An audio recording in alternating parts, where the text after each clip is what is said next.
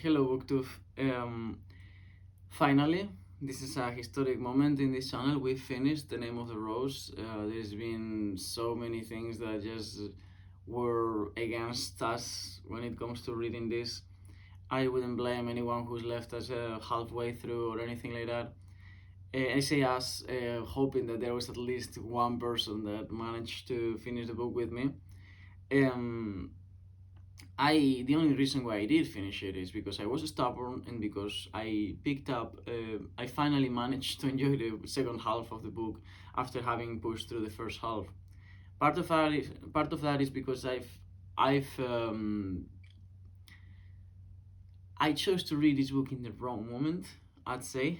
Of course, I didn't know what I was going into. I mean, I had an idea. I know Umberto Eco. I've read some of his works. I knew it was not gonna be I mean, it is a piece of cake, and like the plot is not super hard or anything like that. It's just like it's dense. It requires you to sit down and listen and think, not listen, but think about what's happening. Even search some of the references. It's a book that it's nice if you have time to get lost into, which I didn't. As I said, it has been some time. Uh, in a relative sense, it has been a long time because I mean, when I opened first this book, I think in a desert. Uh, since then, I've slept in deserts, in beaches, in forests, in the mountains, in a sailboat, in an abandoned ruin, in a northern Spanish valley, um, in the hospital. I don't know if I said in a sailboat, but also in another sailboat, and of course in numerous houses, just like this one.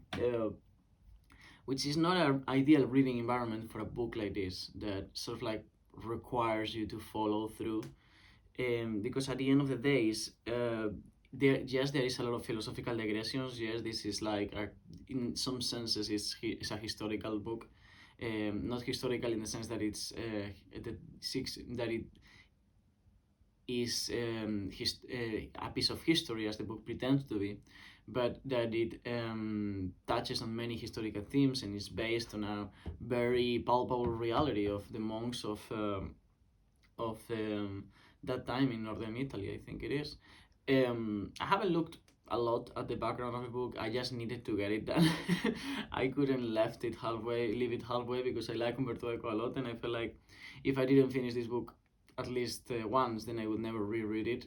Well, by pushing through, I know that at some point I will go back to it, and that's why I say that it was a bittersweet reading because although I couldn't enjoy the first half, as I was reading through the second half of the book and especially the last pages, I started to finally grasp to what degree this book is really good. Um, I am not a very, I'm not a big fan of like murder stories or suspense in general. I tend to, first of all, I tend to see through most mysteries quite quickly. And when I don't, the surprise or the plot twist doesn't really tend to surprise me or anything like that. And I feel like that's the feeling that people is sort of like chasing when they read a mystery. However, this is not just a mystery book. Of course, you have Atso, a young monk, and Guillermo, who is some utterance of Sherlock Holmes. Guillermo de Baskerville, not Guillermo, yeah, Guillermo de Baskerville. I think probably the English name because I have read this. That's another mistake. I mean, I have read this book in Spanish, so I'm not able to read you passages or anything like that. I think his name, if you read on the English version, is William of Ockham. No, sorry, of Ockham. I'm mixing. William of Baskerville, probably. So the Baskerville part is clear a reference to Sherlock Holmes. I'm not a big reader of Sherlock Holmes. I've read some of his stories. I never enjoyed it because I'm not really into those kind of stories. Into mystery. Atso himself also phonetically reminds me of Watson, so and it makes sense because Atso is the voice that is sort of like narrating the story retrospectively and in old age as I think it's because the character sort of like fear the consequences if he were to narrate the story before, and now he's just writing this sort of like old memoir. So yeah, that's sort of like part of the context. These two characters go into an abadia monastery that doesn't really exist in didn't exist, or at least that as far as we know. That I did search because I did if there was a monastery in the north of Italy that someday in the past had any size comparable to the Library of Alexandria, then I would, of course, want to know about that. However, for what I've searched, it doesn't seem to be the case. It's probably a fictional place, which is sad. I mean, but anyways, for the end that it had, it that doesn't really matter anyways. So yeah, that's the place where the events happen. Guillermo is a retired inquisitor, retired in the sense that he is not working for the Inquisition anymore, or he doesn't. He didn't like the burning people part of it, I think, and he's called there because he's famous for having a very sharp mind and being able to solve mysteries, because he's very observant, very intelligent, and very good at deriving conclusions. And he shows that from the very beginning when he's able to figure out what like there's a horse that has escaped, and he knows the name of the horse, who's lost it, and where the horse is by just looking at the footprints. Uh, Throughout the book, you get many different examples of how smart he is, very Sherlock Holmes in that sense. And also it's a murder story, so there's a number of deaths that they seem that he concludes throughout most of them, especially at the beginning, that they are suicides, and that is because his name Guillermo of Baskerville, right? Um, it gives us another giveaway about another character in which he, not character, but a person in which he's inspired, and that's Guillermo of Ockham, I guess, William of Ockham in English as well. Um, Guillermo of Ockham. I'm sorry, I just can't care to translate names. Guillermo of Ockham is uh, basically the I lost this. Yeah.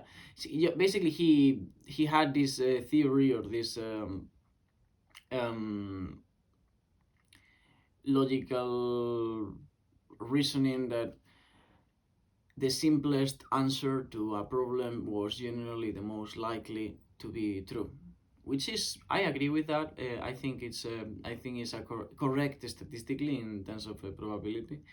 um, and most very like the most elaborate things tend to be lies. Like if you look at some of the explanations for nature, or some of the scientific explanations, and you look at their sort of like conspiranoic um, brothers and sisters, the conspiranoic non-scientific beliefs sometimes are more elaborate than the scientific explanations for reality. I think flat earthers is a good example. Like I've met some flat earthers that have such a complex explanation for how and why the earth is flat that uh, it's it, it like the actual scientific true explanation of why the earth is round pales, because it's so much simpler. So I think it's a correct guess. However, insofar as it is just an statistical um, truth or possibility, uh, Guillermo tends to always look for the simplest answer, and that misleads him, as it would, because reality is not just simple, and when it comes to things that don't have to do with scientific explanations, it gets even more complex. Um, so yeah, you have that as well as another reference to that character. Is another very interesting character, which is Jorge, maybe George in English, of Burgos. This is the nemesis of the book, the character that has the most radical opinions and the perpetrator of those murders. He found a book that is the Aristotelic.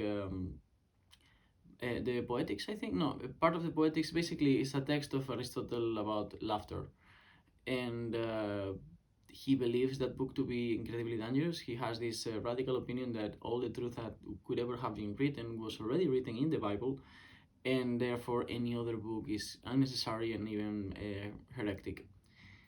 Of course, Guillermo, being himself an embodiment of the new man, the almost like a a backwards echo of the upcoming enlightenment and their resonance and everything, um, could not be further from that opinion. And these two characters, I mean, they do interact and confront each other directly, but mainly indirectly. Are having this sort of like intellectual game in which Guillermo is trying to catch him, although he doesn't know that Jorge is the perpetrator of the murders for most of the book.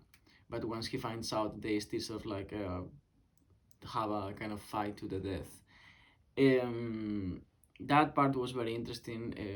Jorge's interventions are also very interesting. And the book has a very apocalyptic, apotheosic ending. The whole book feels apocalyptic. I mean,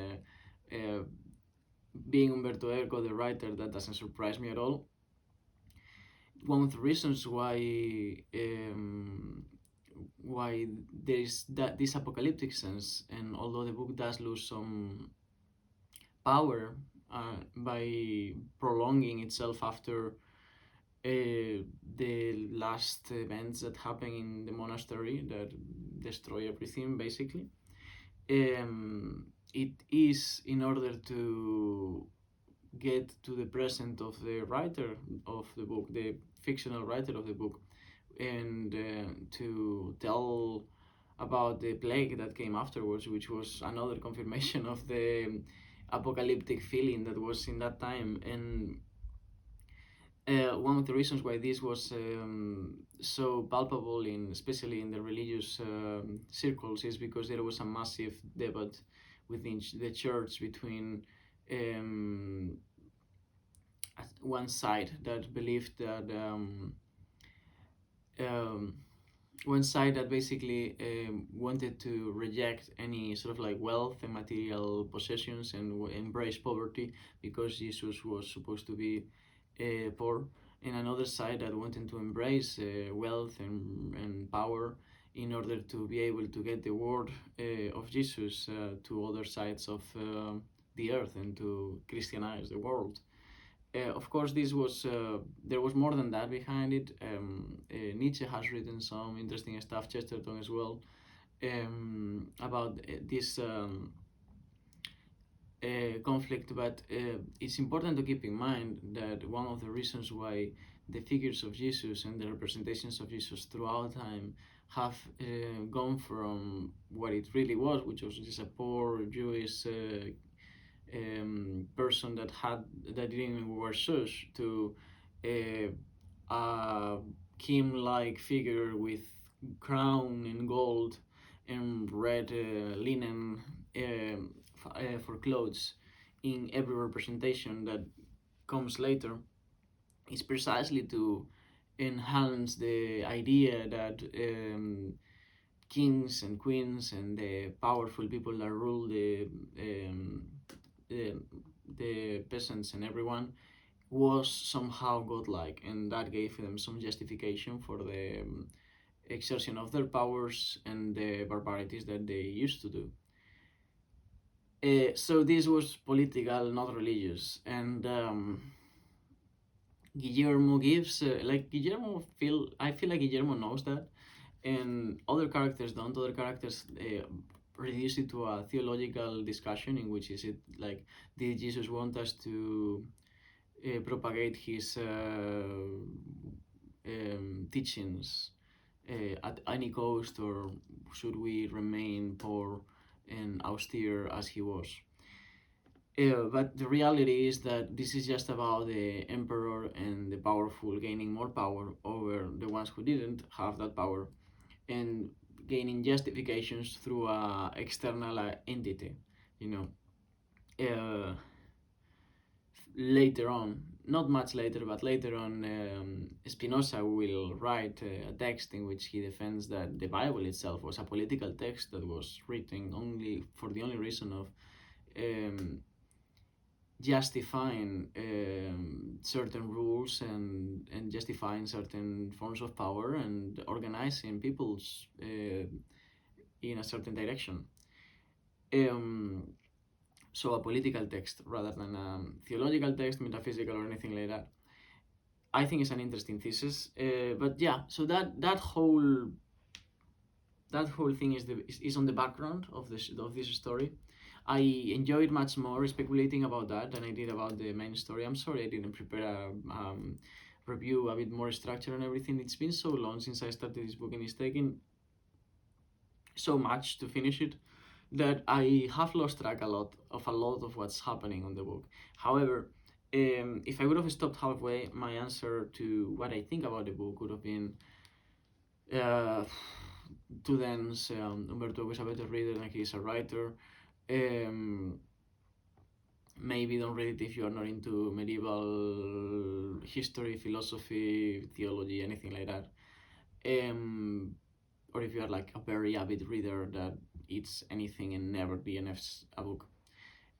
However, reading through the second half, I realized that it was my own context that was sort of like impeding me from enjoying the fullness of this book. If I would have chosen to read this book in Christmas, when I will be in a Scottish bothy alone with nothing to do other than caring for my own survival, then I would probably enjoy this book and be able to sit back and think about the different digressions, because the digressions for me are the best thing about this book. Anytime there is a discussion, anytime there is a reflection in which Guillermo explains that, so that books talk about books more than they talk about the things that they seem to be talking about in those books. There's always like an echo on the background of any library, in which there is almost like the idea that there is no reader, or there might be is there a reader or is there no reader required in order for a book to be alive, because if the books talk to each other rather than to the people that reads them. um, yeah, so there's that. There's like discussions about like the sort of like upside down world, and how, like, of course, I mean, I didn't even say how Jorge was killing people, but it was basically about this book, like this book that was about laughter and about humor and everything. He put poison on the corners of the book, so when you're passing the book, you do like this, you do like that, you do like this, and you poison yourself the more you read. So it's a very poetic form of killing people. It's very interesting how Jorge himself, who's like trying to hold back this intensely artistic, scatological, and uh, real playful side of humanity, because he considers it to be the opposite to divine, heretic, blasphemic, whatever. He seems to have a lot of that in himself, and to struggle to repress it sometimes. At the end, it's close to the end of the book, when he's half when he's pretty much dying or killing himself. He can't stop from, like, he starts laughing, which for him is supposed to be like devil-like action.